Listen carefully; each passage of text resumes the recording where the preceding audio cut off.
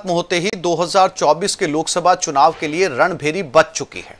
BJP और कांग्रेस दोनों ही पार्टियों के नेता तैयारियों में जुट गए हैं। देखिए इस रिपोर्ट में।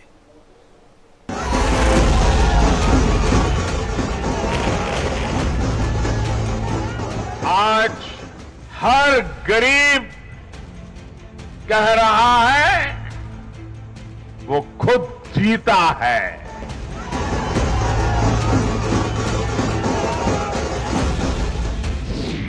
खत्म हुआ 23 का सेमीफाइनल, अब 24 के फाइनल की तैयारी। बीजेपी तैयार, कांग्रेस का ऐलान।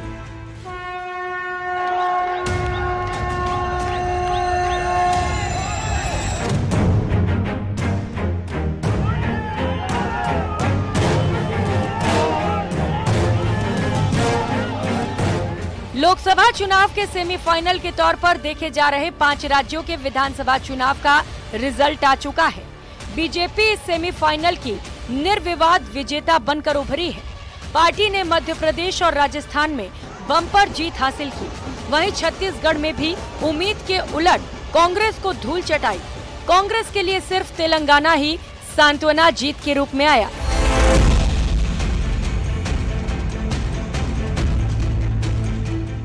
2023 का रण खत्म होते ही अब सभी पार्टियां 2024 के लोकसभा चुनाव की तैयारियों में जुट गई हैं। बीजेपी और कांग्रेस के नेता अभी से 2024 के लिए रण तैयार करने में लग गए हैं। पीएम मोदी ने विधानसभा चुनावों में मिली जीत के बाद जब पार्टी कार्यकर्ताओं को संबोधित किया तो उसमें भी उन्होंने 2024 में जीत की हैट्रिक की बात कही थी।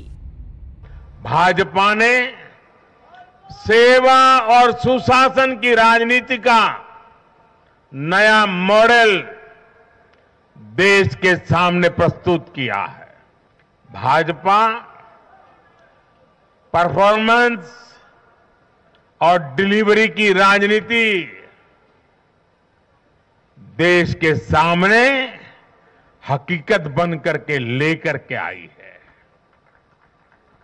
भारत का मतदाता जानता है कि स्वार्थ क्या है, जनहित और राष्ट्रहित क्या है।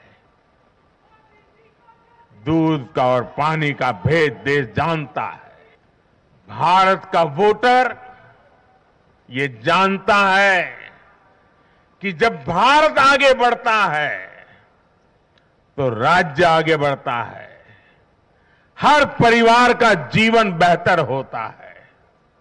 इसलिए वो बीजेपी को चुन रहा है, लगातार चुन रहा है।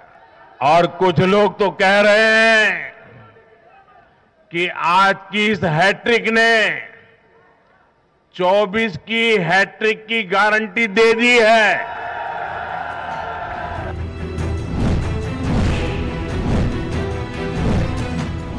तो इधर राजस्थान में कांग्रेस की हार को लेकर हुई समीक्षा बैठक के बाद राजस्थान कांग्रेस के प्रभारी ने 24 की जंग का ऐलान कर दिया। ऐसे कैंडिडेट भी हैं जो 1500 से भी कम हैं, उनके सबके ऊपर चर्चा हुई और साथ ही हमने आज से ही उनको बोल दिया है कि हम पार्लियामेंट की तैयारी करेंगे और जहाँ जहाँ कोई हमें खामियाँ रहेगी, कमियाँ थी, उनको हम पूरा करके और एकजुट होकर इलेक्शन जो है लड़ेंगे। और पिछली जो इलेक्शन है वो भी आप देख रहे हैं कि पूरी कांग्रेस एकजुट थी और एक आवाज़ में पूरी कांग्रेस ने वहाँ इलेक्शन लड़ी। हमारा जो बूथ लेवल का या मंडल अध्यक्ष थे या दूसरे ब्लॉक प्रेसिडेंट, डिस्ट्रिक्ट प्रेसिडेंट, उन्होंने खूब काम किया कांग्रेस के वर्कर्स ने। उनके लिए उनको भी धन्यवाद मैं करता हूँ। और जो हमारे लीडर्स साहबान हैं, इन्होंने भी आज कहा है कि जो पार्लियामेंट है उसका आज से ही तैयारी करनी चाहिए और हमें फाइट करनी है और लोगों को बताना है कि हम जीत कर आएंगे। सबसे पहले 3 राज्यों राजस्थान, मध्य प्रदेश और छत्तीसगढ़ में बीजेपी और कांग्रेस को मिली सीटें और वोट शेयर को जानते हैं। राजस्थान में बीजेपी ने 115 सीटों पर जीत हासिल की। कांग्रेस के खाते में 69 सीटें गई। बीजेपी को 41.69% वोट मिले हैं। कांग्रेस को 39.53% वोट मिले। मध्य प्रदेश में बीजेपी ने 163 सीटें जीती, कांग्रेस 66 पर विजयी हुई। बीजेपी को 48.55% वोट मिले, कांग्रेस को 40.40% वोट मिले। छत्तीसगढ़ में बीजेपी को 54 सीटें मिली, कांग्रेस को 35। बीजेपी का वोट शेयर 46.27% रहा, कांग्रेस का वोट शेयर 42.23% रहा।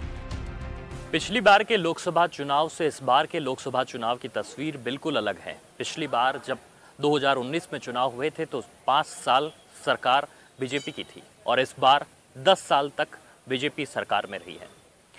पिछली बार जब चुनाव हुए थे तब राजस्थान, मध्य प्रदेश और छत्तीसगढ़ 3 राज्यों में कांग्रेस की सरकार हुआ करती थी और अब इन राज्यों में सत्तारूढ़ बीजेपी है।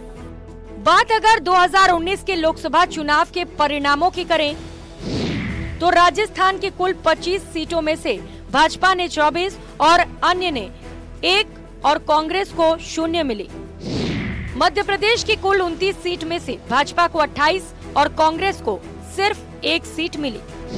छत्तीसगढ़ की कुल 11 सीट में से 9 पर भाजपा और 2 सीट पर कांग्रेस जीती थी। देखिए, सारे देश में मोदी लहर है, पूरे देश की जनता मोदी जी को अथाह प्यार करती है और राजस्थान की जनता ने तो दिखा दिया, ना केवल चुनाव परिणाम में बल्कि जब चुनाव प्रचार में मोदी जी पूरे प्रदेश में घूम रहे थे तब उनकी सभाओं में, जयपुर में जो रोड शो हुआ उसमें जिस तरह अपार जनता निकल कर आई, लोगों ने उनको प्यार और स्नेह दिया, उसी से पता चलता है कि देश के जनमानस में आज मोदी जी बसे हुए हैं। उनको मोदी जी को तीसरी बार प्रधानमंत्री देखना है, इसलिए 2024 में भी पूरे देश की जनता राजस्थान सहित नरेंद्र मोदी जी को जिताने वाली है। देखिए, राजस्थान, मध्य प्रदेश और छत्तीसगढ़ में जो विधानसभा चुनावों के परिणाम आए हैं उनका मुझे लगता है कि 2024 के लोकसभा चुनाव पर स्पष्टतः एक प्रभाव पड़ेगा।